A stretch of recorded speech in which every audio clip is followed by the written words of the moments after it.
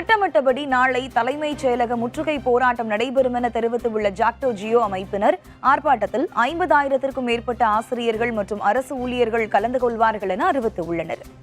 நாளை தினம் சென்னையிலே சிவானந்தா சாலையிலே இந்த கோட்டை முற்றுகை போராட்டத்திற்கான கூட்டமானது நடைபெறும் என்பதை இதன் மூலமாக தெரிவித்துக் கொள்கிறோம்.